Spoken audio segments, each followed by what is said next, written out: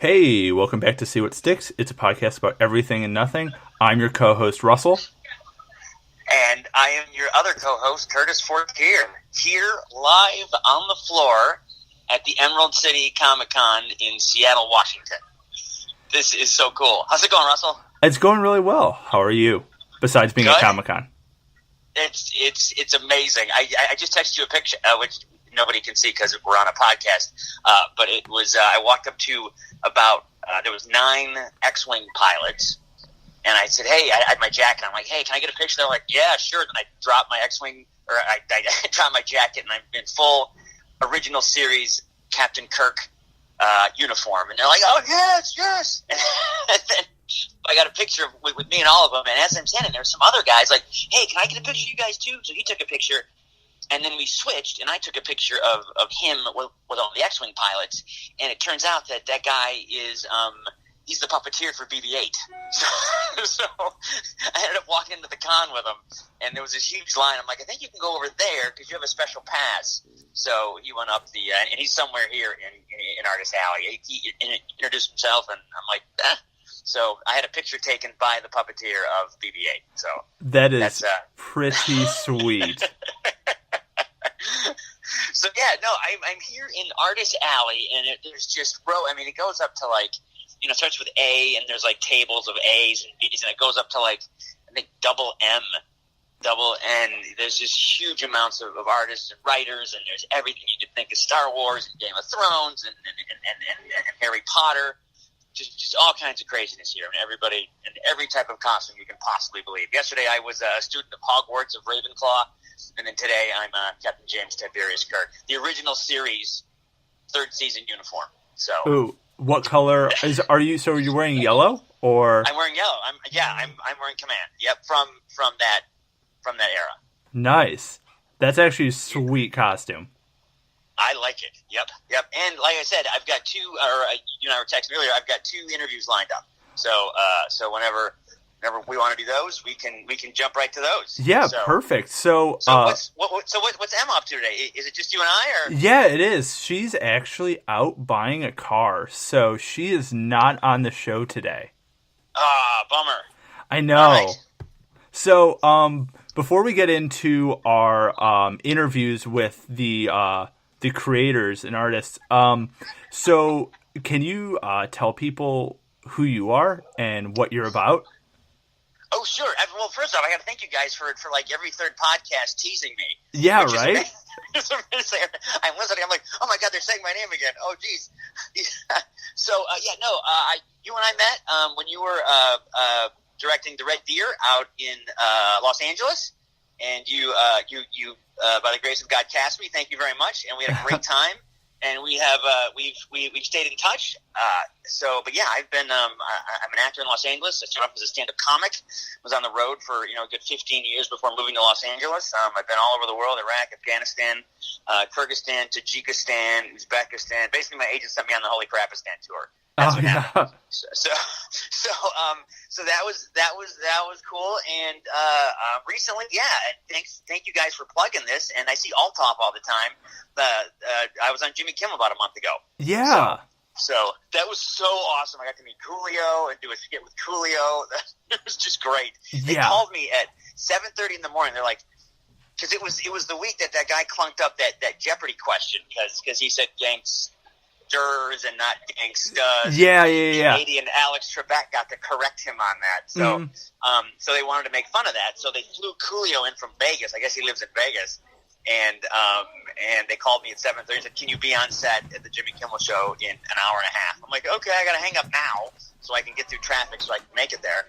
So I was there, and it took like 3 hours to shoot it, and I thought it came out great. I got the button to the whole thing. So yeah, in fact, people can still find it. Boing Boing has retweeted it like a number of times. I will. Cool. I'll link the video, the link in the description of the podcast, and when I share it, it'll all your stuff. I can link everything about you in there. So if people listen to this and they want to know more about Curtis, everything Curtis will be in the description of this podcast. Oh, that is awesome. Thank you so much for doing that. Yeah. So You're I'll at direct my mother there so she can know what I'm up to. yeah, for sure. So, you are at Emerald City Comic Con in Seattle, and so you should just talk about your self-proclaimed nerdum or geekdom. Yes, no, I've been a huge comic book nerd since I was a kid. It actually got me started on reading. That's really what kind of fired me up to read. And and then once I hit high school and college and beyond, I still read comics, but I love reading the classics and Shakespeare. In fact, my Twitter handle, my saying is he loves comic books and Shakespeare. Just wants to read those all day and just doing everything to make that happen. So that's, but I've always been a huge Star Trek fan, and there's always been this kind of rivalry between Star Trek and Star Wars, and I never understood it. I love them both equally. I think they're great. I think it's they both have positive messages, and it's really the more science fiction that's out there, I think the better. It was kind of like rock and roll. Like rock and roll back in the 50s, was kind of a response to a counterculture. All the parents are keeping us down, so all the weird kids went to rock and roll, and now comics are sponsored by Bud Light. But I think at least when I was in grade school and high school, Dungeons and Dragons and Star Trek and anything science fiction comics, that was all kind of a refuge for the weird kids. Yeah. So and now it's just blown up. Yeah, it's really totally has. Blown up. So, what is your personal favorite book or graphic novel? You can split it up.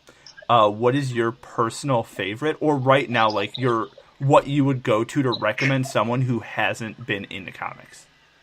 So there hasn't been, and I'm going to assume you're talking adult. Someone 20s or up. Right. Jessica Jones is great, although Brian Michael Bendis is finishing his run on that. Mm-hmm. I know back when I was back in the 90s, there was a run of Justice League by J.M. DeMatteis and Keith Giffen and Kevin Maguire. That was excellent. Yeah. There's also that was great. A lot of the Bendis Marvel stuff. Batman's really good. Not Detective Comics, but just the Batman title written by Tom King. Yeah, which is good. Would you recommend the Alias Jessica Jones, like what the show is kind of based off? Yeah. Because it was Alias first, and then they couldn't obviously name the TV show Alias. So, but all that early Bendis stuff. Even he did a run on New Avengers that was great. So I'm more, and now he's moving over to Superman, which is one of my favorite characters. So I'm so looking forward to that. I actually have the comic DK2 sitting on the table behind me. The Mark Miller, the Dark Knight 2, the Mark Miller one. I haven't really started yet, but the drawings are just not great. So if the art's not great, I just can't get into it as much, because then there's this layer between you and what's happening, and it's just like, I can't. I hear you. No, the art. I mean, the art's half the story. Yeah, it is. At least half the story. Yeah, and so I think for me, what I'd recommend, I'm currently reading Kill the Minotaur. It's a 12-issue series, and I'm on issue 3, and it's really good, but it's not superhero-y at all. It's just very fantasy. So I definitely recommend that. And then I think the go-to one for everyone, or most people, is Watchmen, like the original from 1985. Oh, absolutely, yes, yep. And then Watchmen is so great. And then they kind of made it weird with the Before Watchmen that came a few years ago, and now they're doing the Watchmen DC run, which is like combining Watchmen Doomsday with the DC. Clock. Yep. Yeah. So There are a few issues into that. I'm still waiting to see where that's going to go. I've enjoyed it so far, but we'll see what happens. And you're right, Watchmen is one of those rare comics where you can read a couple of it's like a movie that you go back and you watch it again and you catch new things. Watchmen is exactly like you catch so many things, and so much of it is in the art and the drawings. That's a large part of the storytelling. Yeah, definitely. I think.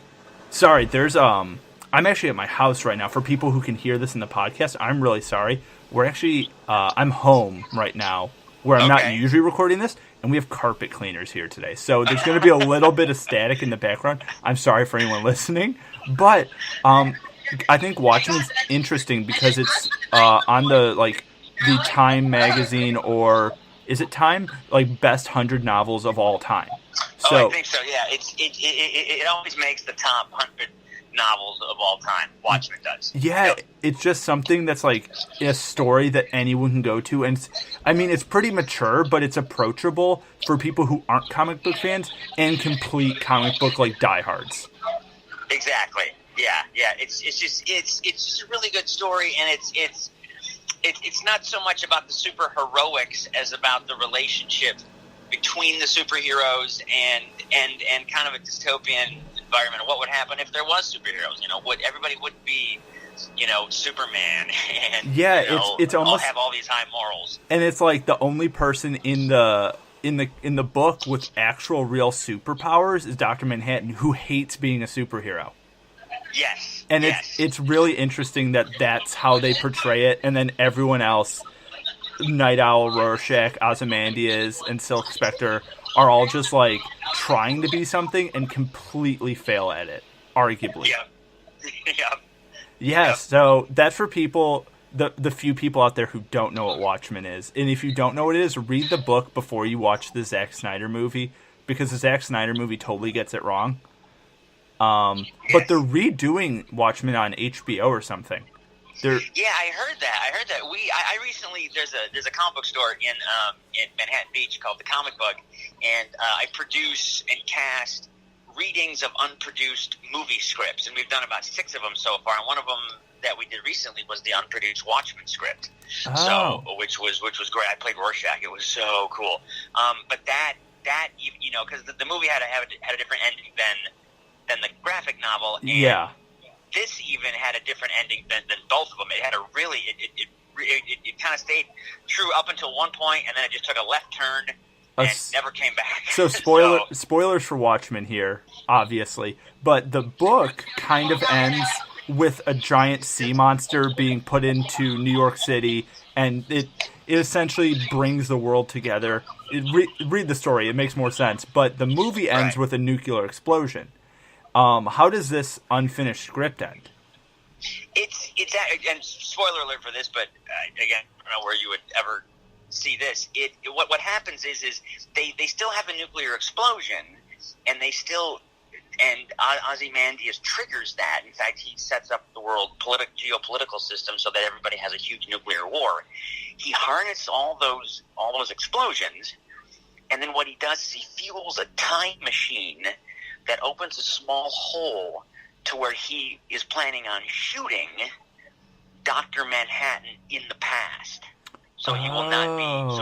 So Dr. Manhattan will not be created, because he figures that's the reason the world has gone to crap. It's because Dr. Manhattan happened. He figures if I can take care of him, but I'm going to need a lot of power to create a very small pinhole through time to do that. And he needs, the entire world to explode, a nuclear explosion. So he orchestrates that.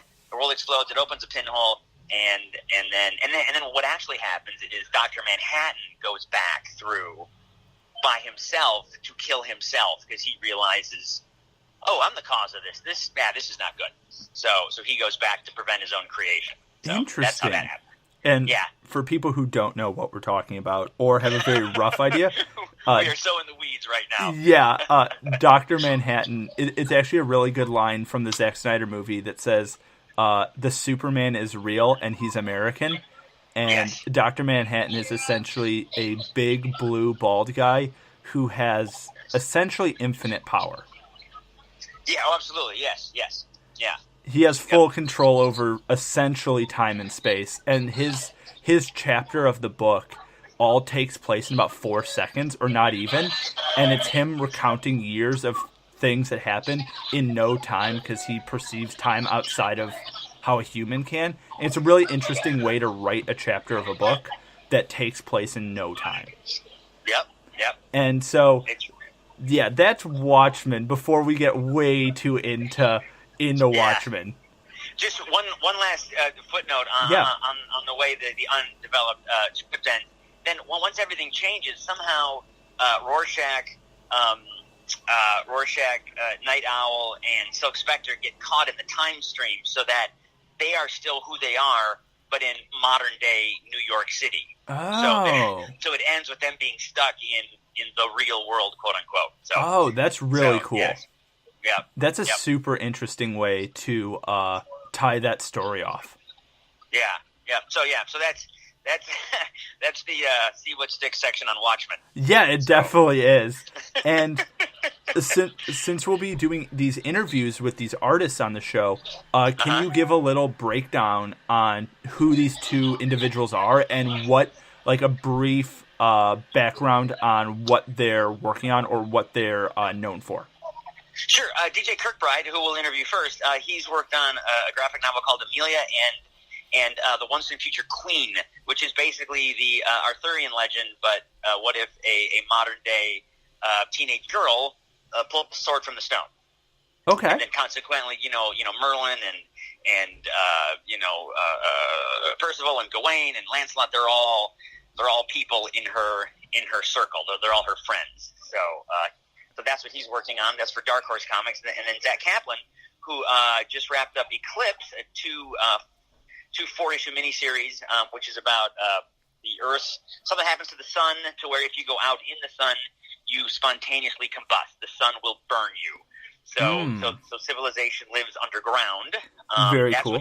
So he wrapped that up last year, but now what's currently coming out is for Image and Top Cow is Port of Earth, and what that is basically what if aliens showed up and instead of being an invading force, they came to us with a business deal. And then I'll let him talk more about that. That's the deal. All of this and all about these two creators will also be linked below in the podcast description. So if anyone is interested in these stories as well, it will all be accessible through this episode.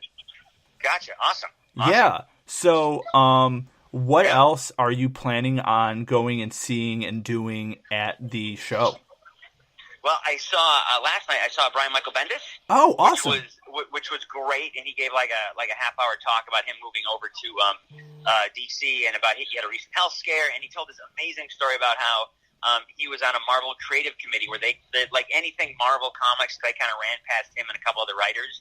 And when the first Thor movie was coming out, Kenneth Branagh pitched the whole, the movie to them, and they thought it was just going to be like a pitch, him kind of doing, him kind of telling it in prose, but he ended up like acting out the whole movie and doing all the impressions of all the actors, and it was like this amazing performance by this, uber Shakespearean actor, and right in front of their eyes, and Brian Michael Bendis is like, first off, it was amazing to see that, he's doing impressions of Anthony Hopkins and all kinds of stuff, but he goes, my wife is a huge fan, and she'd kill me if she knows I was just audience to this performance. Yeah. That's incredible. Yeah. That's super cool. Yep. There's a huge artist that I like called Kevin McGuire. He's here. I want to get some stuff signed by him. Again, he did that great run of Justice League back in the 90s. And he's doing an issue of Brian Michael Bendis's upcoming Man of Steel Superman reboot. So I'm looking forward to seeing that too. That'll be really cool. So, what are you feeling about DC and the whole DC extended universe, kind of like the DCEU, after Justice League? And I know Aquaman's coming out later this year, but what is your feeling on all of that in wake of that film? I'm looking forward to all of it. Tell you the truth, especially Aquaman. I'm dying to see what they're going to do with it.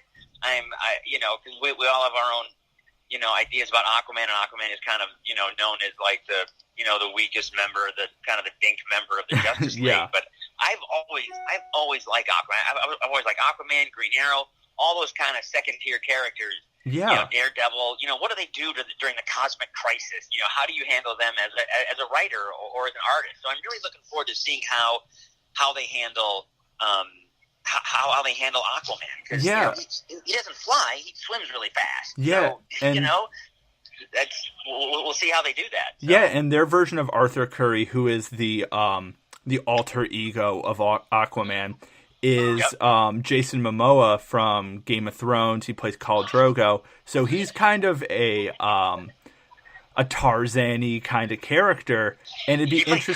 He played Conan the Barbarian. Yeah, he is, and I think it's interesting that having normally Arthur Curry Aquaman is kind of this business working stiff who turns into, that was like the original version, who turns into this underwater god, but this guy, Jason Momoa, is just built like an actual god.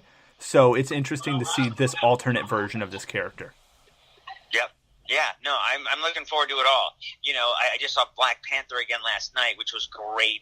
And, you know, once Avengers Infinity War comes in, they just moved the release date up a week. So once that comes in, I guess like Infinity War was going to premiere, and then 2 weeks later it was going to be Deadpool 2, and then a week later Solo. So I think they wanted to move it up a week so they could have a good 3 week, you know, where they can grab as much, you know, not grab, but where they can, you know, get as much cash as possible. So, and for people who don't know about the whole Marvel thing, so Deadpool is a Marvel character, except he's not owned by Disney and the MCU yet, potentially. So his story and the X-Men and like all of that, even the Fantastic Four, are all separate from the Iron Man, Thor, Captain America movies. So they're all in separate universes, but Deadpool, since it's very breaking the fourth wall, they'll reference other things, even though they're not essentially connected. Yes. So that's just an explainer for people who might know a little bit about the MCU and about comic book movies, but haven't religiously watched all 17 or 18 of them now. Correct. Yep. Yes. There you go. So, right now... And Yes, go ahead. No, you go for it. No, I was going to jump because you mentioned Chicago. I think I might be in Chicago in a couple of months. A movie I'm in. I'm one of the leads in. It's called Secret Santa. It's a horror movie. Are you a big horror movie fan? I'm not sure. I can't remember if you're a horror movie or... traditionally speaking, I am going to offend people. I don't think a lot of horror movies are amazing movies, but I saw it. I love Alien.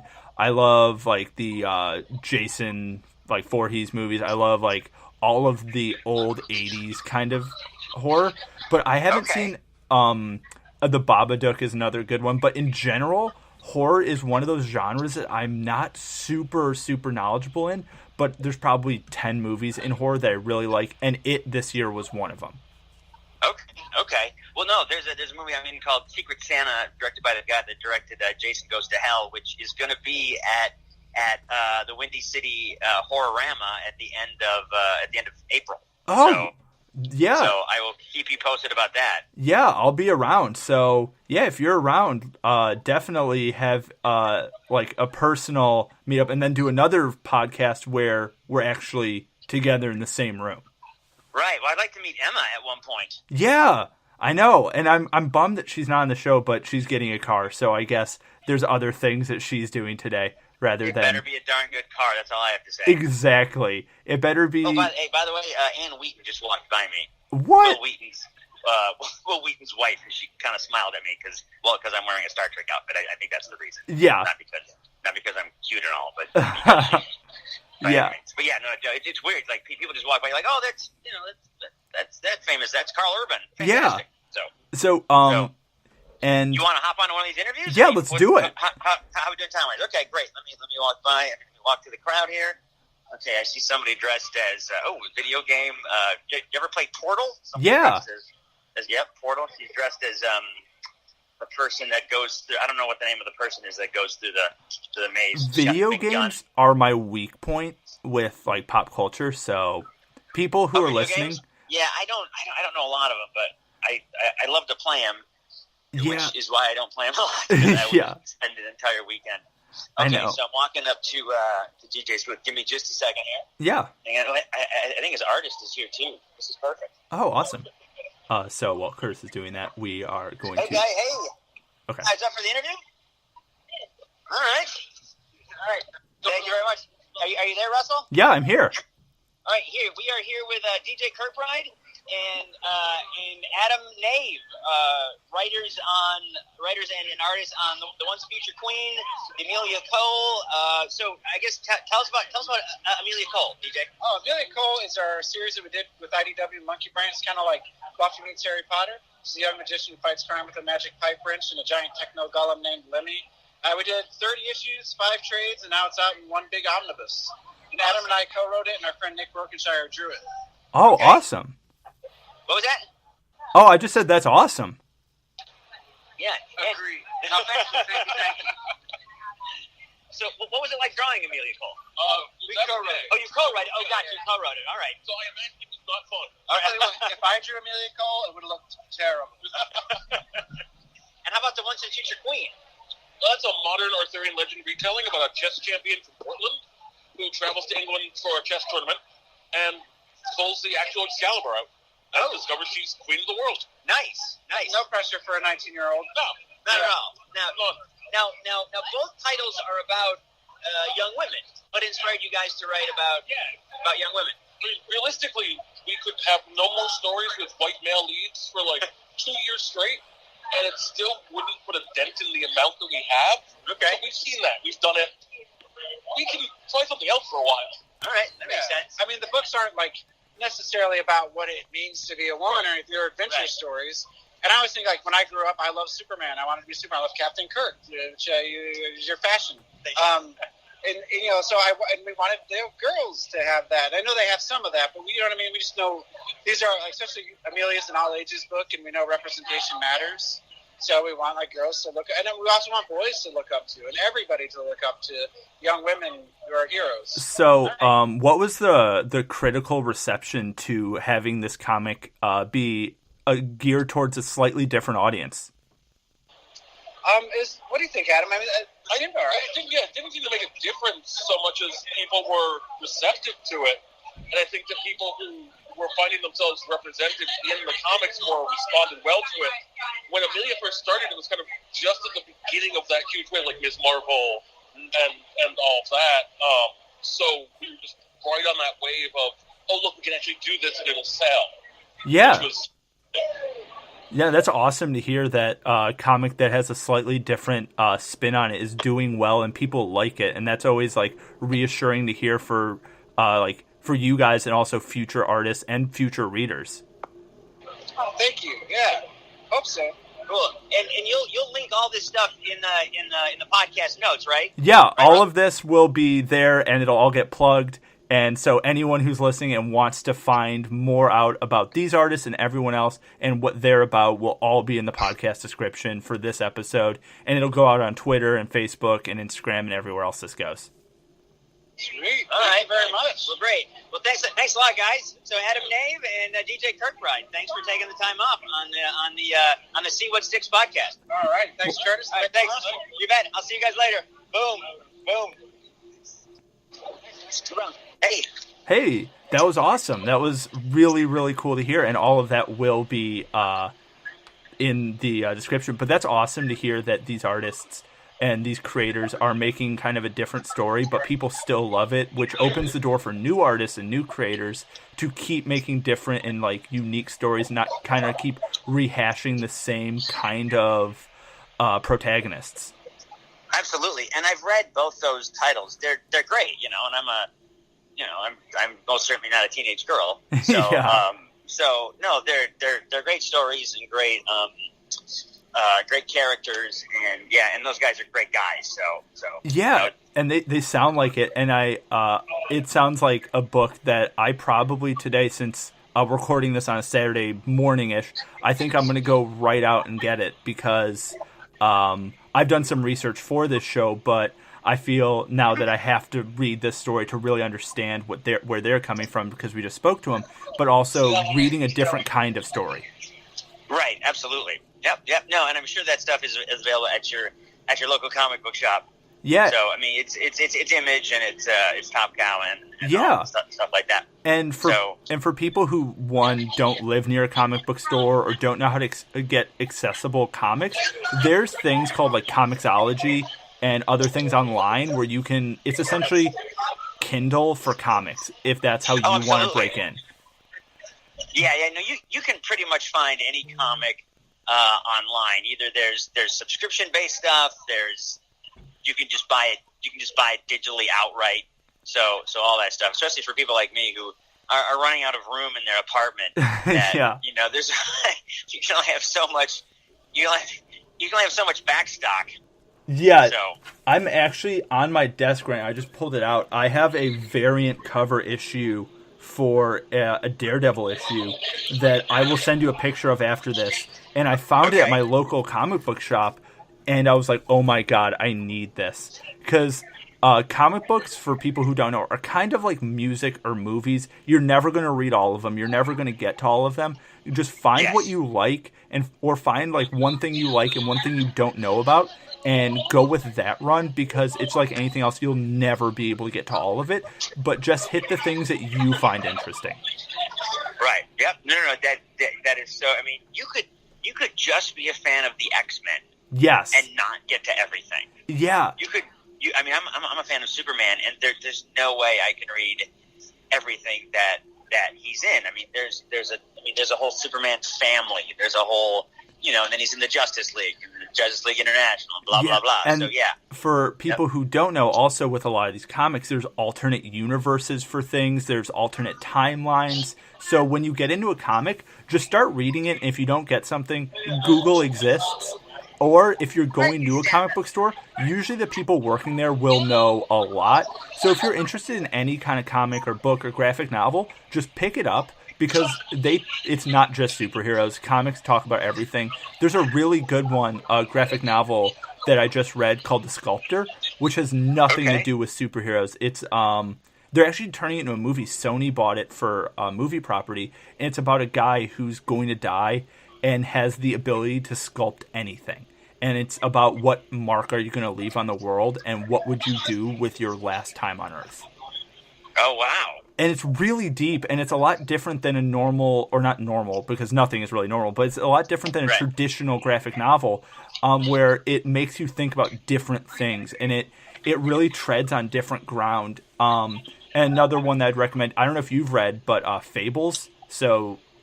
Oh, yeah. No, Fables is great. Oh, Fables is great. Yep. And if people love noir and kind of crime, or even like NCIS, Fables is essentially like crime drama, except it has fairy tale characters.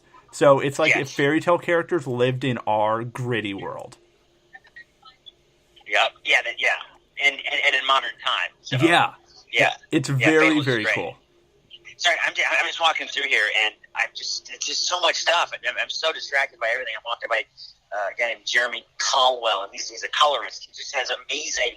I mean, there's a drawing of the Thing that's just so intricate and deep, and a picture of Captain America and Batgirl that's just, just outstanding. Like the one from the 80s.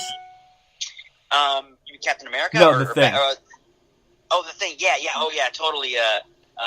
From the 80s. It's he's in the rain. This is an amazing picture of the Thing. That is so great. That is so awesome. Yeah, because he's standing there, and it looks like, you can tell his emotion in it. Sorry. Yeah. I'm talking to a podcast, so they have no idea what I'm looking at. So I'm trying to explain this. It's Jeremy Colwell is his name, and it's the Thing, and he's in the rain, and you can tell his emotion in that picture. Awesome. That is amazing. Yeah. That'll also get linked below then. You bet. It's technology now. It's called the See What Sticks podcast. See What Sticks. Yep. So there you go. Yeah. I'm sure you will. Yes. So sorry. I did this. I'll link Jeremy in the description as well. Yep. And I just kind of shouted at him over his table. Oh, no, it's all good. And for Yep. people who don't know how Comic-Con works or how these big conventions work, it's essentially a giant conference room full of different artists, creators, and panels who are all there to share their artwork, and you can get autographs. Essentially, it's a place for people who all have similar interests in like nerdier pop culture to gather, and that's where people do cosplays and dress up like their favorite characters. I've passed so many Hogwarts people. I've passed lots of Wonder Women. Mm-hmm. Lots of Wonder Women. There's a Batgirl right there. Nice. And, yes. I actually did one a few years ago. I did Indiana Jones from the Temple of Doom a couple years ago. I can see you as that. Yeah. I can totally see you as that. And I think the next Comic-Con I'll go to, I will reuse that costume because I have all the pieces still, and I love that outfit. I love the look. And it's probably the weakest Indiana Jones movie besides the new one, but it's still an awesome costume. It's recognizable. Everyone knows what you are. Yes, absolutely. Yeah, and you can. I mean, if you have a little bit of a 3-day growth, I can see you pulling off Indiana Jones. Oh yeah, definitely. I have to get back in better shape. There's a Thanos. I just walked by a Thanos. Ooh, there's Robin from the 1960s TV show. I mean, not Burt Ward. Burt Ward's not here, but somebody dressed as. Yeah, ooh, and he even has the tight, so you can see his legs. Nice. Fantastic. And That's so, great. for people who don't know, that era of superheroes is the underwear outside the pants superheroes. Yes. Which I'm all for. I don't argue with that. Yeah, Nothing wrong with that. they're bringing it back with the new Superman, and That's right. I'm all for the underwear outside the pants because that you just have to lean into the goofiness of that kind of outfit, but it works. Yep. I mean, I'm not only for that for superheroes, but just walking around at your day job. Yeah, exactly. It makes a real statement. Why would you not want to wear your underwear outside your pants? Yeah, it tells people that you mean business, and I think that's huge. It does. It says, I am here, and you're going to have to deal with me on my level. I think next time you go see Althoff and go casting, that's the way you should go, because you will get the job. I will. Yes, because, yes, Althoff would appreciate that. I know. Especially if you tell him that I sent you with that. Actually, he listens to this, so he'll know beforehand. Okay, he's like, good. oh, Curtis is coming in his underwear, so it'll be perfect. Yeah. Well, I heard him on the last one. I'm like, I can't let Althoff show me up. Exactly. I have to be on the next podcast. I have to be on the next one. Yeah, it's going to turn into a competition between friends who can one-up each other on this show. Well, I'm in Seattle doing a live call-in. Exactly. So Althoff, eat your heart out. Exactly. But he's a great guy. No, I see he him all is. the time at Hollywood Casting and Film, it's he's actually run some sessions that I've been in. So awesome. So it's really cool to see. Because filmmakers couldn't be there for whatever reason. He just he runs the camera. So and then reads. So he's great. Good for him. And I think when I get back out to LA, Emma and I and everyone will have we'll do like a round table where we'll have like a big culmination podcast where we talk about all of this together in one room. So it's not just disjointed episodes. And I think that'll be a thing that we try to accomplish and do more of this kind of stuff where we take it to a different level and things that podcasts don't normally do. We should do it all in Emma's new car is what we should do. Exactly. So I know Emma listens to this as well, especially when she's not on. Emma, your new car is going to turn into a podcast studio, so get ready. Yeah, it'd be Emma driving around with podcasters in cars. Yes, that would be the podcast, and she'll have to drive, and then go through we'll go through the drive-thru, and she'll order all the food. Yeah, and then we'll just act like jackasses in the back. Yeah, that'll be our shtick. That's our thing, and that's why people will listen. It's like I just want to hear these assholes in a car talk about stuff and force someone to drive them around. Exactly, because who would not find that entertaining? Exactly, that's some pure gold right there. That's some pure podcast gold. It really, really is. So, who is the next person that we will be talking to on the show? I'm actually walking over to him right now. His name is Zack Kaplan, and he's with Eclipse and Port of Earth. Is this a good time, Zach?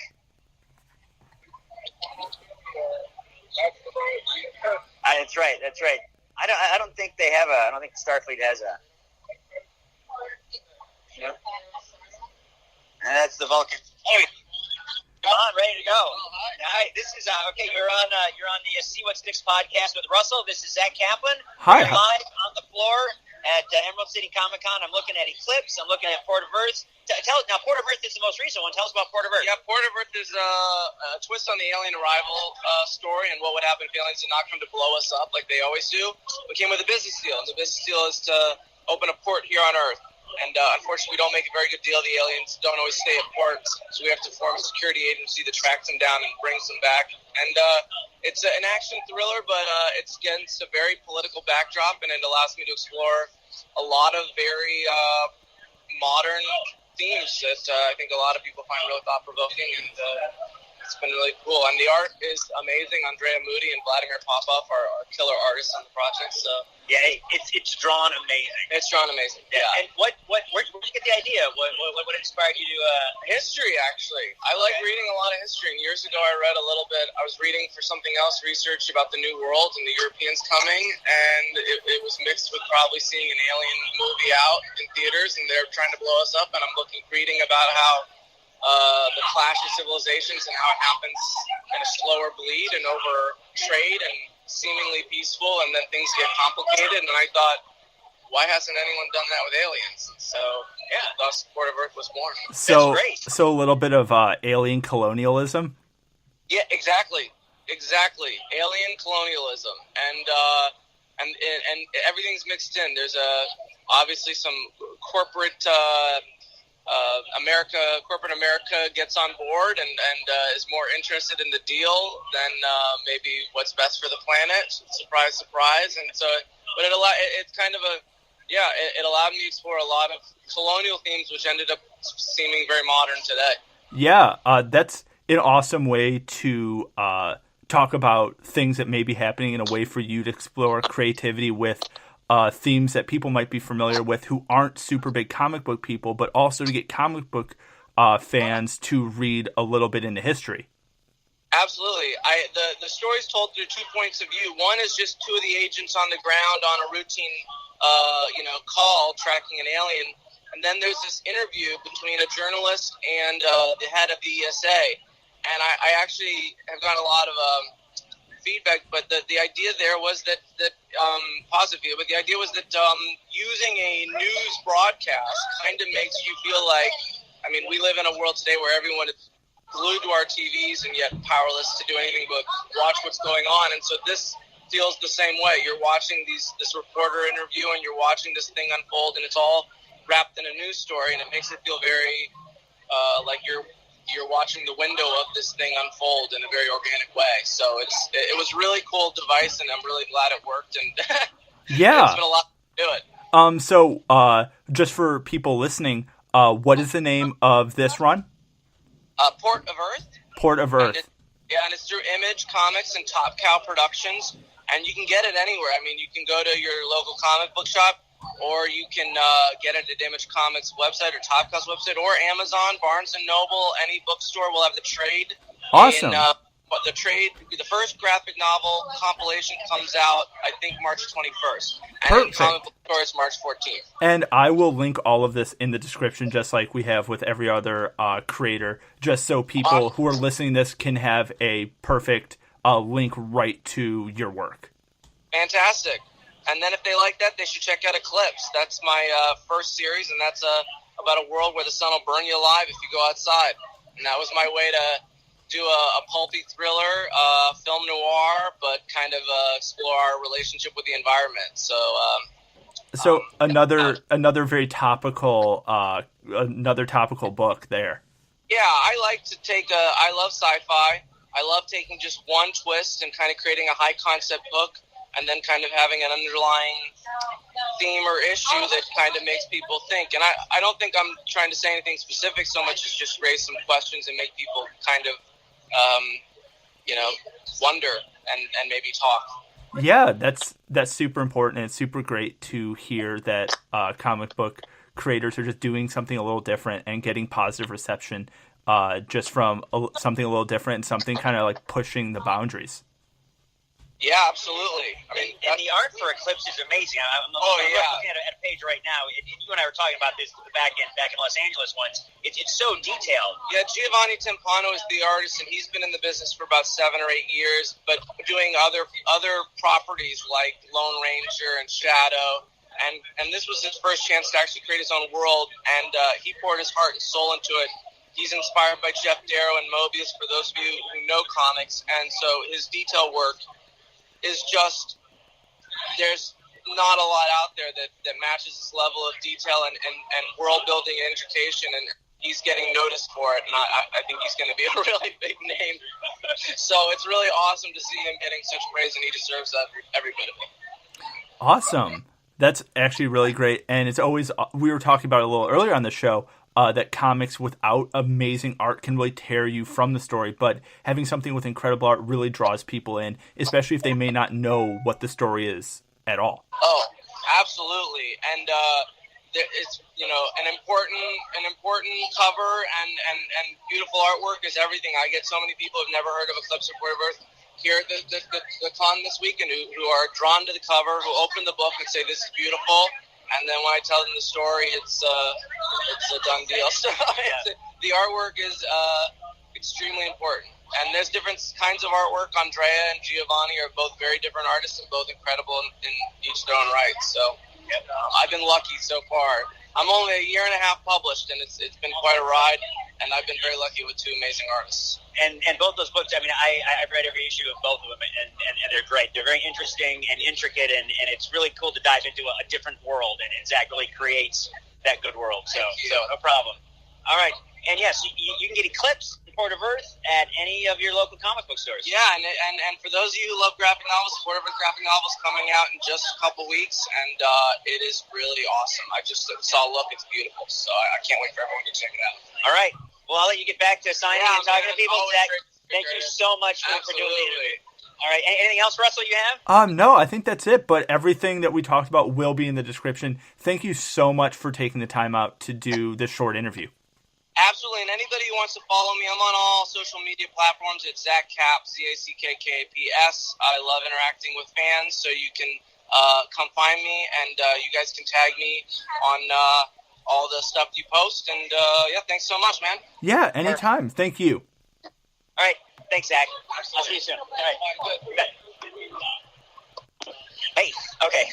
Nice. So, but both those books, Eclipse and Port of Earth, are great. I've read them, and he's right. The art is amazing, but the way Zack builds the world is pretty special too. So. Yeah, and both those two books and the ones we talked about with DJ are very different, but they're, I feel, very important to anyone who wants to get into comics but may not want to do the superhero route, just because it can be a little intimidating. These are sort of self-contained stories, so they can be really approachable.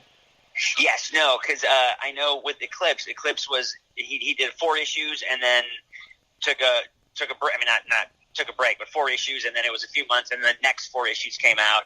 And then they collected each of those into a trade paper. And Port of Earth the same way. It's 4 issues, and the trade will come out, and then in a little while there'll be another 4 issues. So it's all kind of a 4-issue mini-series make up the larger series. Yeah. So it's not like you're jumping into the Detective Comics number 963. Yeah.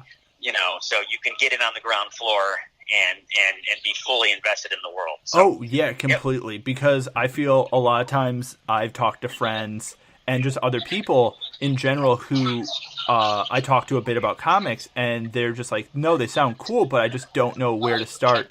And I wouldn't recommend coming in. I mean, occasionally you can come in at issue 963, but it's also hard to tell someone to go back to issue number 1, and then you're like, you have 5 mountains worth of books to read. I'm that way with Doctor Who. Everybody wants me to get into Doctor Who. I know some people that are into Doctor Who, and I just can't do it because if I'm going to dive into Doctor Who, I got to go back to the first Doctor and catch up. Otherwise, I'm not diving into the 13th. I'm sorry. Yeah. It's just I just feel like a Johnny Come Lately. Yeah, my old roommates. My old roommates got me to watch the newer version of the Doctor. They got me to watch season 1, season 2, and part of season 3 with like David Tennant, and I was like, "This is really cool," but there's so much lore that I am just not getting because I just haven't seen all of it. I'm not a huge Doctor Who fan, even though I think it's cool. And I was just like, I can't keep doing this because I'm so lost the entire time. Even though I love David Tennant, it's just so much. And David Tennant was here. He's here at this con. Oh, what is he here for? Well, that, and then he was in Jessica Jones, and something else he was in. I can't remember. But yeah, he did. He's signing autographs. You can get a picture with him. he did a talk on the main stage. I had a friend of mine go see that, and him and he was with one of his. I don't even know what the person he travels with. They have a name. Oh God, everybody! I don't know that. I just don't know the Doctor Who lore as well as I should. Yeah, they were on stage together. Companion, yes. Oh, okay. She was, yes. One of his companions was there, and I guess it was funny and interesting. And when you get actors on stage and a microphone and they're talking about audition process, they just love to talk about that. So. 100%, yeah. And yep. And David Tennant, for people who don't know, he was, I think, maybe one of the most recognizable roles for him is in Doctor Who, but he was also in Harry Potter. He was in the Goblet of Fire. He was Mad-Eye Moody, or he was like undercover Mad-Eye Moody the whole time. That's right, yes. So that's something people might know David Tennant from. He was also in the Jessica Jones Netflix series as Kilgrave, who is the antagonist. But the Purple Man. Yeah, that role in the for comics, him, he's actually purple. I know. He's actually purple, and I'm like, oh, why can't they make him purple? Yeah, but they showed him in like purple light and the purple suits, but it might be one of the most compelling villains in all of the MCU. Oh, I would agree. Oh, absolutely. Because he's so deep, and there's so many layers to what he is. Because there's points where you're like, this guy's a monster, but then you're also like, I kind of understand where he's coming from. Yep. Yeah, and I mean, what do you do if you're somebody that can command anybody to do anything? Yeah. That's And yeah, like you can try to do like good, but then if you get that power for too long, you will go crazy. Because you will totally lose your mind. Because you don't know if people are being sincere with you or not, and then you just like, it's essentially like playing with toys almost. You just like become this like god among everything else, even though you may not want to in the beginning. Yep. Yeah, so I get it. Yeah, that was amazing. I mean, we still have more time on the show if you have anything else you want to talk about. No, that's just it. I'm looking out right now. I see 3 Princess Leias. 3 Princess Leias in the white outfit, right? Oh, with the buns? In my field of view. That's the guys. There's 2 guys dressed as Harvey Dent. Very cool. From the Hitchhiker's Guide to the Galaxy. They're in their bathrobes with their towels. There's more Starfleet. There's more There's a J.J. Abrams Starfleet landing party over there. Again, nobody on the podcast can see what I'm talking about, but tons of Doctor Who stuff. Those Hitchhikers ones would be great if there was a Zaphod with them, but it'd be hard to do 2 heads. Yes, I think it's harder to do heads, like, even in the show. Oh, but, yeah. But, yeah. And that's another thing. I mean, anything else you want me to see or look at? But other than that, let's leave the audience wanting a little more. Of course. And so we're at about 52 minutes, which is perfect.